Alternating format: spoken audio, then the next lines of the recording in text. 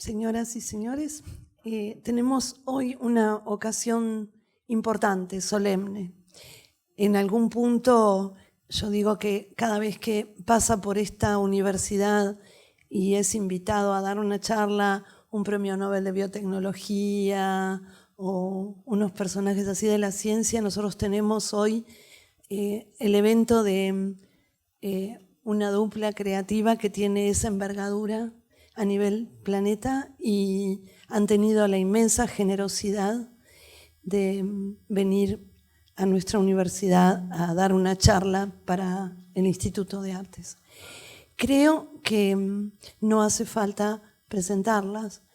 De todas maneras, muy brevemente decir que Liliana Porter vive hace muchos años, desde los años 60 en New York, que tuvo un colectivo artístico en el que también participaba Luis Kamnitzer, que estuvo dando una charla para ustedes, que es invitada especial de todas las grandes bienales del mundo, que tiene una labor creativa que desarrolla desde hace años con su compañera y amiga Ana Tiscornia, que Ana Tiscornia es mi compatriota uruguaya, es arquitecta en su origen, ha participado en colectivos muy importantes para la historia del Uruguay, como el Club del Grabado, y tiene una obra larga y fructífera, ella y también en colaboración con Ana. Nosotras tenemos hoy la enorme alegría de recibirlas y Valeria y yo vamos a hacer una publicidad. Acaban de publicar 2 libros, un libro que es un diálogo que un poco nosotros vamos a procurar recrear aquí, y otro que tiene que ver con una performance, una obra performática que ha sido filmada, que se presentó en la Galería Ruth Ben-Sakar el viernes pasado. Y bueno, ahora Valeria lo que va a hacer es disparar esta conversación y contarles un poco a ellas también lo que hacemos. Muchas gracias, Liliana, Ana, por estar aquí con nosotros. Un lujo total. Gracias a todos ustedes por acompañarnos también en este librito precioso que les recomendamos totalmente. Se recogen diálogos entre ambas tenidos a lo largo de los años.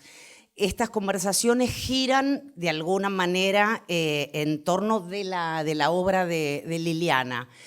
Es una obra, además de importante mundialmente, como comentaba Laura, es muy significativa para nosotros, para nuestro instituto, porque es una obra que a lo largo de los años ha surgido el grabado, pero luego ha transitado los más diversos lenguajes. Y todos son lenguajes que reflejan, que dialogan con nuestras carreras.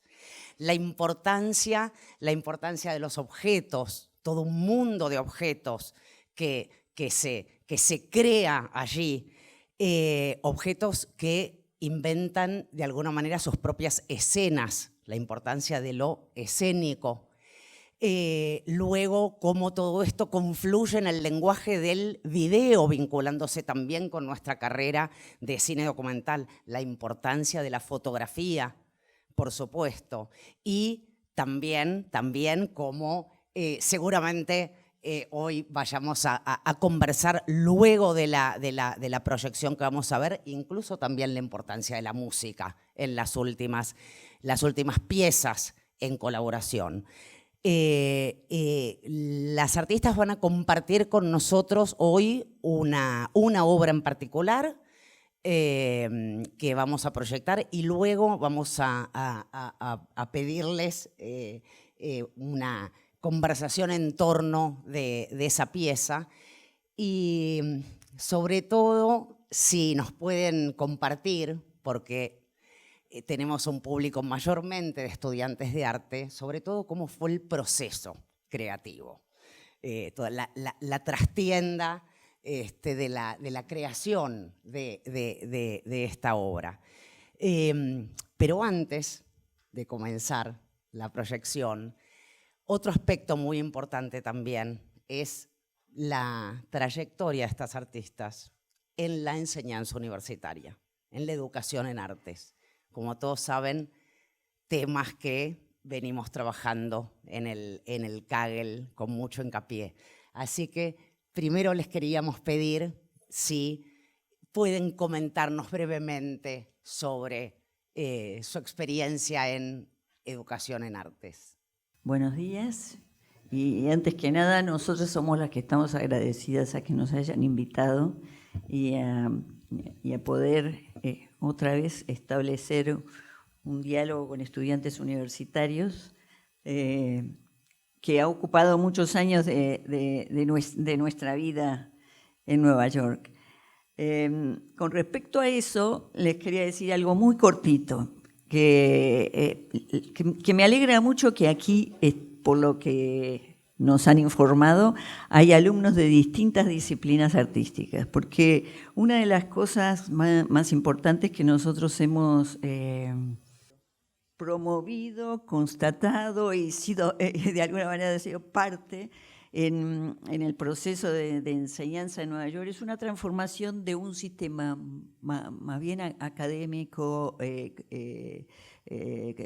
más conservador, donde el arte se enseñaba a partir de las disciplinas, a un sistema donde lo que predomina es el pensamiento creativo, cómo idear obras, ¿no?, más allá de las técnicas en las que estas obras se hacen, y cómo estructurar las técnicas de una manera asistencial, como quien dice, tener un círculo de técnicas y de posibilidades, pero que el centro ese es el pensamiento, las ideas, y que de acuerdo a las ideas uno recurre a las soluciones formales y técnicas que necesita para el problema que se planteó o para lo que quiere problematizar, ¿no? Entonces es muy lindo que aquí justamente se estén cruzando disciplinas, porque en el arte de hoy ya es muy difícil definirse por disciplinas como antes, ¿no? Ya a ustedes les debe pasar, a nosotros también nos pasa hasta el día de hoy, que alguien que no está tan cerca de repente del arte contemporáneo le pregunta, ¿y ustedes qué hacen?, ¿no? Pinta, dibuja, esculpe, ¿qué hace?, ¿no? Y uno se encuentra en un problema de tratar de decir qué es lo que hace, porque lo que hace es mucho más complicado, o se cruzan esos caminos. Quien hace un video, por ejemplo, que es lo que les vamos a mostrar ahora seguidamente. Quien hace un video se encuentra enfrentado a tener que lidiar con una imagen, ¿no?, construir una imagen, pero luego ponerle un sonido, o sea, entrar en una narrativa o no, o una forma alternativa de narrativa, ¿no? Entonces, cuando quieren ver, ahí involucran desde la literatura al cine, desde definir un personaje a la música, o sea, es imposible no tocar todas esas áreas. El otro problema es que el arte durante mucho tiempo se concibió como una tarea en la cual uno hacía todo. Y en la contemporaneidad uno puede hacer todo, pero no necesariamente hace todo. Entonces, está claro que hoy un artista contemporáneo puede tomar una decisión de resolver algo en un medio que no maneja, que no sabe cómo utilizarlo y que ni siquiera puede decidir si lo voy a aprender, sino más bien tiene que recurrir a un técnico de eso, y lo que tiene que saber es cómo ser el director de esa orquesta, ¿no?, para dar las indicaciones y dirigir lo que sí quiere y lo que no quiere, ¿no?, pero no necesariamente cómo se hace. Entonces, eso también hay que tener la apertura y la flexibilidad a eso, y eso propicia los cruces interdisciplinarios, ¿no? Este video que le vamos a imponer que lo vean,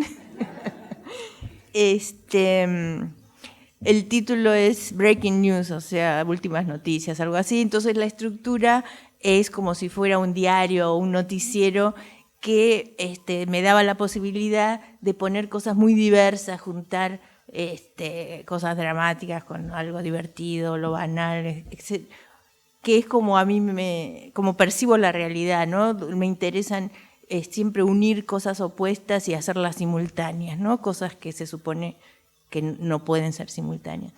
El tema de la obra, ¿no?, daba para todas estas posibilidades de juntar fragmentos que en realidad no tienen nada que ver, pero los une el tema, ¿no?, como si fueran noticias, ¿no? Después, bueno, a ver, en el taller yo tengo todos estos personajes y objetos, y entonces un poco a veces para pensar las ideas uno empieza a mirarlos y se le ocurre qué podían hacer cada uno, ¿no? Entonces uno va anotando, qué sé yo, y después, a ver. Yo creo que una cosa interesante, digamos, o que les puede servir de ayuda es que uno piensa, digamos, que en este caso concreto, primero filmamos los pequeños sketches sin saber exactamente cuál iba a ser el orden, ¿no? O sea, una vez que teníamos una cantidad, estos y muchos más filmados, entonces empezamos a pensar, bueno, ahora, porque digamos que esto tiene una relación con la obra de Liliana y con temas que son recurrentes en la obra de Liliana, como es el tema de la representación, por un lado, y el tema del tiempo, por otro. Entre otros, son dos cosas muy recurrentes en toda la obra de Liliana a lo largo de muchos, muchos años. Entonces, si uno analiza cada una de las piezas en sí, de los fragmentos en sí, se va a encontrar con distintas aproximaciones a ese tema. Ahora, el asunto es que es distinto después ponerlos juntos y poderle dar alguna estructura en el cual queden articulados, funcionen, a pesar de ser muy diferentes, claro, ¿no? Y ahí fue donde se nos ocurrió la idea de que si hay algo que reúne cosas diferentes, es un noticiero o una revista donde uno se encuentra en una página el aviso del el anillo de Tiffany y en la página inmediata la peor desgracia que sucedió en el mundo en esa semana, ¿no? Y es un poco así, y va del aviso clasificado. Entonces, cuando llegamos a esa conclusión, dijimos, esto nos puede servir para estructurar esto, ¿no? Sí.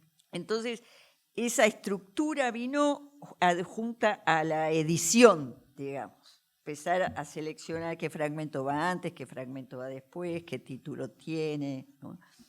Y a ver. No, también yo estaba pensando que, por ejemplo, mi obra reúne fotografía, dibujo, video, instalaciones, teatro, demás. Entonces hay un vocabulario recurrente. Entonces muchas de los personajes o imágenes aparecieron antes o en una foto o en alguna otra situación, ¿no? Que a mí me parece también que eso es un elemento como que ayuda a darle muchas vidas a los personajes, digamos, ¿no? Sí. Después dos cosas más que tengo en la cabeza en este instante. Una es, el otro día en otra charla que tuvimos, tú contaste algo que me parece que puede ser muy bueno para contarles a los estudiantes, de cómo se te ocurrió hacer video a partir de un muñeco que tú querías. O sea, ¿por qué el video? Sí, yo, bueno, hasta antes de hacer video, a mí mucho el videoarte, la verdad debo confesar que no me gustaba, ¿no? Entonces, claro. Entonces, pero una vez yo tenía un juguete que era un Pinocho que tocaba los cimbales, ¿no? Entonces tocaba y cuando terminaba la cuerda, el silencio que venía después a mí me parecía fantástico. Pero entonces me daba cuenta que si yo quería mostrar ese silencio, no había forma de mostrarlo sin que primero haya ese ruido, y que no servía una fotografía. Entonces ahí dije, bueno, va a haber que hacer video, pensé, ¿no? Contradiciéndome a mí misma. Y ahí empezó la idea de hacer video porque necesitaba el tiempo, o sea, que elegí esa técnica porque necesitaba de ella para decir las cosas. Yo creo que toda idea tiene una solución formal ideal, ¿no? Y que cuando uno piensa una obra, tiene que pensar todos los aspectos, ¿no?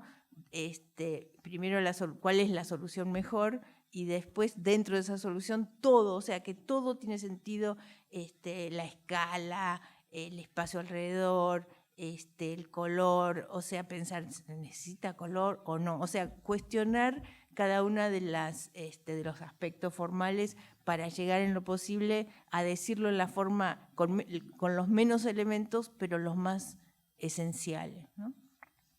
Sí, es interesante que en realidad el video surge en el caso de ella para poder llegar al silencio, poder atrapar el valor y el dramatismo que puede tener en algún momento el silencio, ¿no? Que además lo ven en este mismo video, que tiene sonido, y después vamos a hablar del sonido, cómo viene y eso, pero que tiene silencios muy fuertes, ¿no? O sea, se vuelve muy dramático el momento del silencio en esos dos teléfonos, el teléfono descolgado y el otro, ¿no? Y ya que estamos con el tema ese, el sonido vino último. Sí. Y a lo largo de todos los videos que hemos trabajado, es interesante un descubrimiento que hicimos. Y es que uno tiende a pensar que la música es muy abstracta. Y nosotros nos dimos cuenta que no es nada abstracta, y que había músicas que junto a la imagen se volvían completamente ilustrativas y obvias, ¿no? O sea que ahí venía toda una narración atrás de la música, y que nosotros queríamos evitar eso, ¿no? Sí, por ejemplo, el primer video de mi vida, que se llamaba Para Usted, primero filmé todo sin sonido, ¿no? Entonces, bueno, entonces alguien me dijo, vas a ver cuando ponga sonido cómo cambian las cosas, ¿no?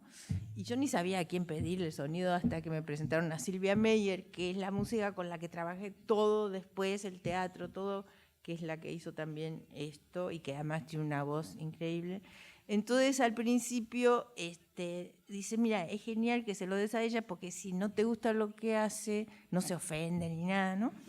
Entonces yo se lo di, y cuando vino la música me di cuenta por primera vez qué es lo que me gustaba y qué no, ¿no? Por ejemplo, había una parte que caminaba un pingüino y ella había hecho los pasos, y me di cuenta que lo literal no me funcionaba.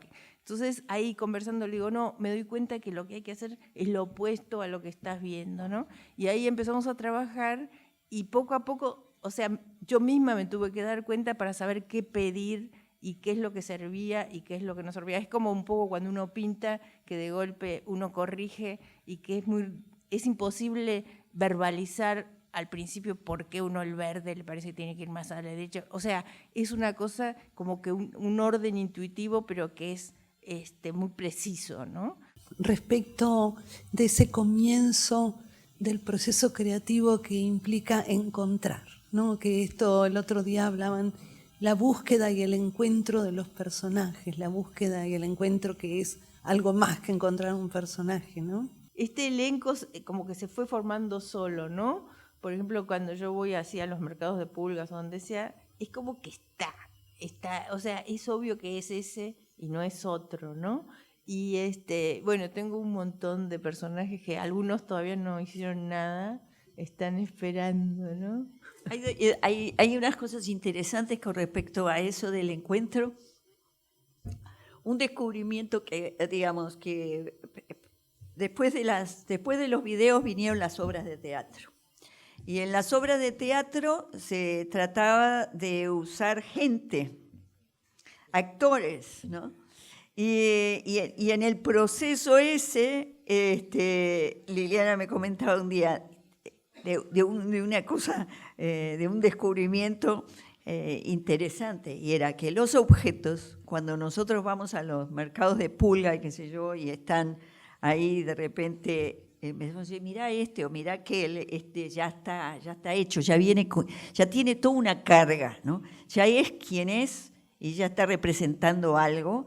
Entonces después es cuestión de ella de decidir en qué situación lo pone. Pero cuando uno pasa al teatro, el actor es una persona a quien hay que darle instrucciones, hay que decirle quién es y qué es lo que va a hacer, a diferencia del objeto, ¿no? O sea, como que con el objeto original era más fácil, porque uno ya reconocía. Aquí con la persona, con el actor, hay que pensar el carácter que va a representar y decirle, ¿no? Representarlo, y luego lo tiene que actuar y uno tiene que decir así sí o así no. Es más para acá o más para allá. Eso fue otro descubrimiento interesante que trajo el trabajo, ¿no? Sí. Bueno, yo soy completamente animista, entonces no, o sea, me parece que están todos vivos, ¿no? Los objetos y la gente, a veces los objetos están más vivos. Las horas, en el fondo, es una convención que, por ejemplo, acá es una hora y en Europa ahora es otra hora. O sea, ¿cuál es la hora correcta, no? No hay una hora correcta. Algo más. En ese librito de conversaciones entre nosotras dos, en algún momento hablamos de este tema del tiempo y Liliana decía, solo existe el presente, ¿no?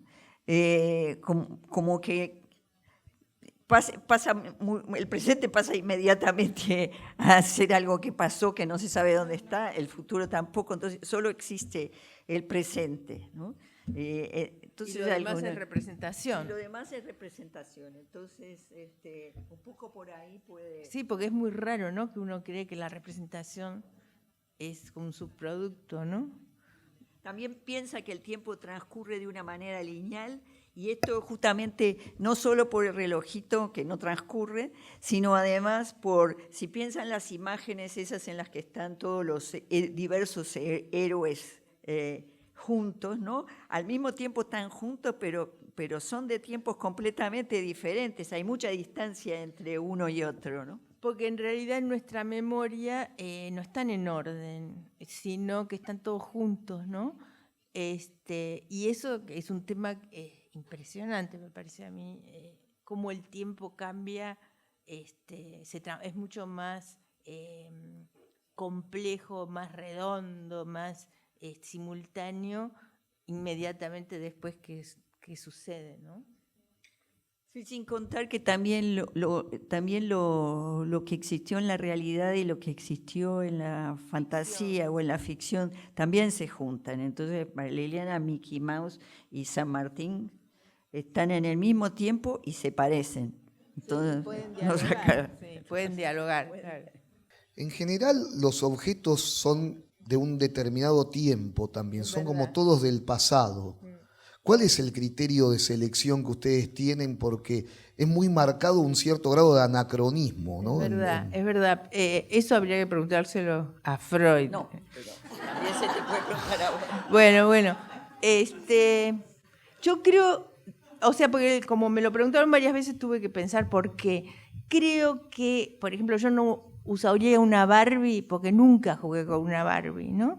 Todos estos como son elementos conocidos emocionalmente, aunque no exactamente esos, pero es un tiempo, el tiempo quizá de mi infancia, ¿no? Donde uno realmente conoció, o sea, se transformaron en parte de uno. Yo creo que es por eso que son del pasado, ¿no? El Elvis Presley es fantástico porque es una representación de otra representación, y así, o sea, si piensan en la primera imagen de Elvis Presley, ¿no? Es una artesanía de yeso que alguien hizo, y que es interesante porque no se parece nada a Elvis Presley, pero uno reconoce perfectamente a Elvis Presley, ¿no? Y en la otra imagen, si piensan bien, la primera representación es un sellito.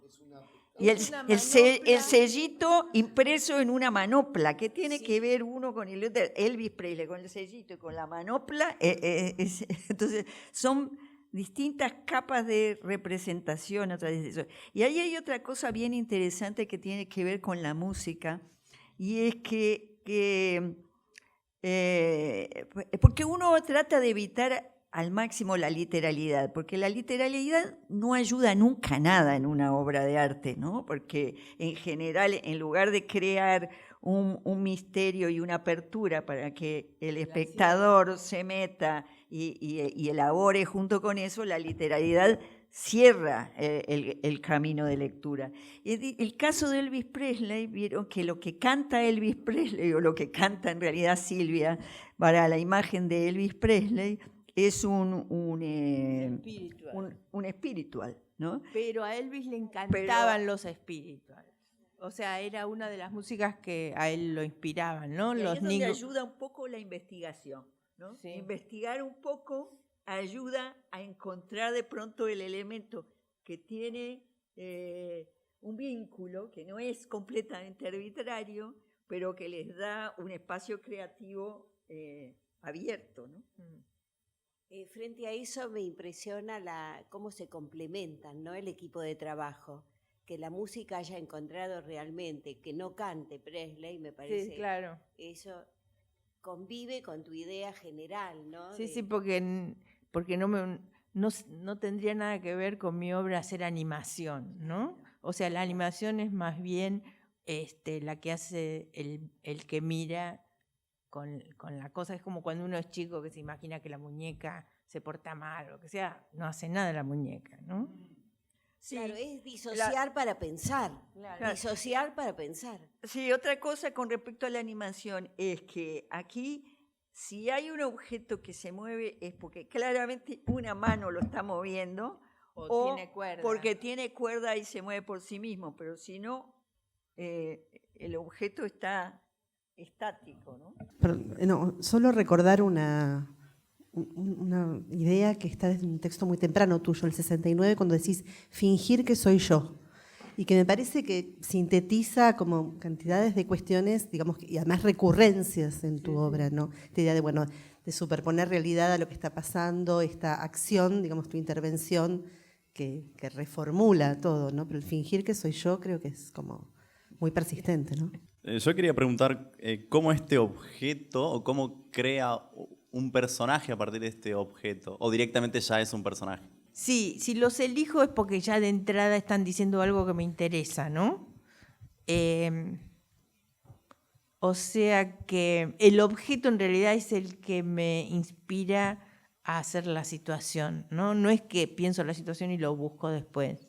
En realidad es al revés, creo. Es interesante porque en nuestro estudio Liliana tiene unos enormes placares ahí, donde están llenos de personajes, ¿no? Pero no todos los personajes actuaron todavía. Sin embargo, sabemos que van a actuar en algún momento. ¿De qué depende de eso? De que en el momento de encarar uno de estos trabajos, ella pase por mirarlo, y alguno le hable y le diga quiero actuar hoy, ¿no? Y ya ven, y tengo mi script. Entonces, ¡tum! Quiero volver a lo que dijiste lo último anterior, que yo siento que es al revés, que en realidad cuando vos te encontrás con ese objeto es como que hay algo que estaba dormido en vos que aparece. Claro. Pero bueno, eso es una apreciación mía. No, claro, uno lo reconoce, o sea, si lo reconoces porque de alguna manera estaba, ¿no? Estaba ahí. Y a mí me emociona mucho porque siento como que todo está pasando simultáneamente y nada es viejo ni nuevo. Y no sé, yo siento que te escucho y no sé si todo el mundo piensa de esa manera. Y entonces reconocer en otro a alguien que está como en sintonía con uno da como esperanza, gracias. Claro, es verdad. Si no estamos todos locos. Sí. Bueno, solo compartir eso. Y que sí, efectivamente, digamos, uno lo pone afuera, pero está dentro, ¿no? Es una proyección de uno que la descubre a través de ese objeto. Y ahí hay una cosa clave para cualquier artista, Y es que lo más importante, lo primero, es que lo que uno dice sea verdad adentro de uno. O sea que el primer lugar de búsqueda, ¿no?, es adentro. Lo de afuera pueden ser referencias que ayuden a pensar, a organizar ese discurso de uno.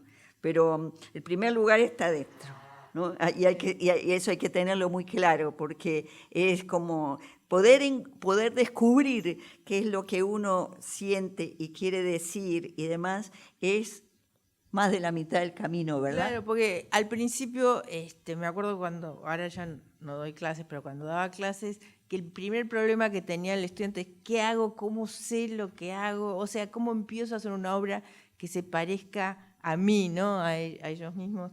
Y yo les decía, bueno, que la única regla es que si es verdad, está bien, ¿no? Eso no falla, ¿no? Si la cosa es verdad, está bien, o sea, va a estar bien, me parece. Para el, Claro, sí, el que lo hace, sí, ¿no? es Para el que lo hace, ¿no? Y el fueguito me pareció que me anticipaba a una cosa más grande. Eso me pareció interesante. Y después con Bella Ciao terminé de morir directamente. Bueno, yo quería, no sé si va a haber más preguntas, terminar con una referencia al libro del diálogo que nos dio origen a esto, en el que hay algo al final del libro que me conmovió profundamente y que me gustaría leer esta obra en esa clave, ¿no? Porque indudablemente lo que hay en esta obra es un profundo, delicadísimo sentido del humor. O sea, hay una apelación al humor constante, ¿no? Ahora, ¿qué uso hay de ese humor?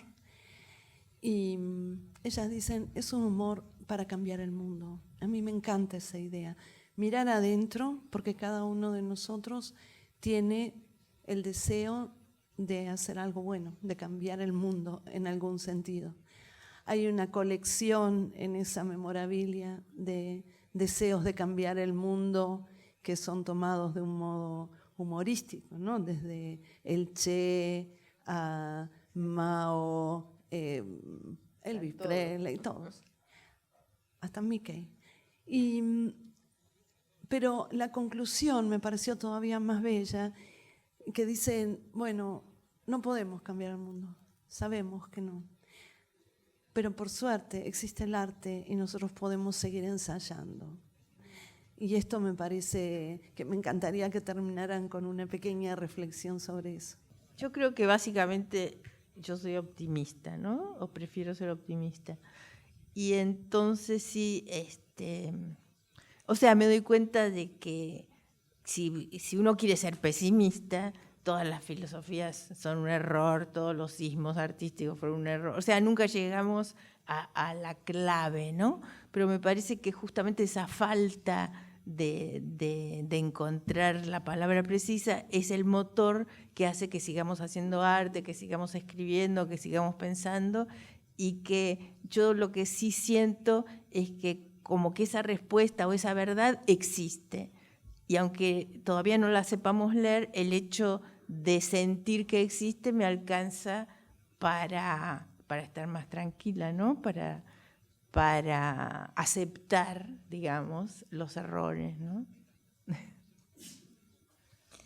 Es que, ¿qué haríamos si no tratáramos de cambiar el mundo? Conformarnos con el mundo que tenemos. Entonces, es que no hay otra alternativa que tratar de cambiarlo, pero lo más importante es no frustrarse frente a la adversidad, digamos, o a los momentos en que los proyectos, y dentro del arte ha habido muchos momentos de proyectos artísticos que hoy se pueden leer como frustraciones, pero en su momento no lo fueron, y en cada momento vamos a ir creando algún nuevo intento, ¿no? Sí, yo me acuerdo que una vez yo estaba en el subterráneo en Nueva York y había un señor chino leyendo algo en chino, ¿no? Y yo miraba y decía, qué bárbaro, ¿no? Yo miro y no veo, pero sé que este tipo ve y lo lee, o sea que ahí está todo, pero yo no lo puedo leer, soy yo la que no lo puedo leer, ¿no? Entonces pienso que así debe ser, que lo tenemos ahí enfrente, la verdad y la solución y la explicación y todo, pero hay algo que todavía no aprendimos el idioma, ¿no? Y entonces que hacer arte o todo eso es una forma de aprendizaje que nos llevaría a eso, ¿no? A poder leer el libro ese chino. Ellas trajeron una performance nueva que se hizo en la Galería Ruth Ben-Sacar el último viernes. Se presentaron esos libros que les mostré en un diálogo con Graciela Esperanza y hubo la performance del paquete azul. Pero aparte, Liliana y Ana descubrieron en Cuba, en los años 90, en una bienal, una artista, una mujer uruguaya que fue exiliada a Rumania en 1974. Ellas les van a contar brevemente. Se llama Alicia Mihaigascue y han traído obra de ella para mostrar en la Galería Nora Fish. Fish. La exposición se inaugura el viernes 4 a las 7 de la tarde y a las 8 vamos a hacer una visita guiada. Es una muestra antológica que reúne obras desde el principio de los 70, antes de que Alicia, que como bien dijo Laura, es uruguaya y se exiló en el 74, cuando el golpe del Uruguay, que fue en el 73, seguido el golpe, se exiló primero en Suecia y luego en Rumania, donde vive hasta el día de hoy, pero no viaja ni tampoco cree mucho en el sistema del arte. Entonces, nosotros cuando la conocimos y conocimos su obra, nos pareció que era una obra muy interesante y muy poco difundida. Entonces, intentamos tratar de empezar a mostrársela a otros colegas o a otros galeristas y demás. Y bueno, y de ahí entonces ha tenido un cierto recorrido. Estuvo en la última Bienal de Shanghái, estuvo previamente una exposición en una galería en Madrid, pero no es que ella nos acompañe mucho en el esfuerzo, somos nosotros que la forzamos. Entonces, pero bueno, poco a poco hemos logrado armar esta muestra para la galería, así que están todos invitados a ir el 4.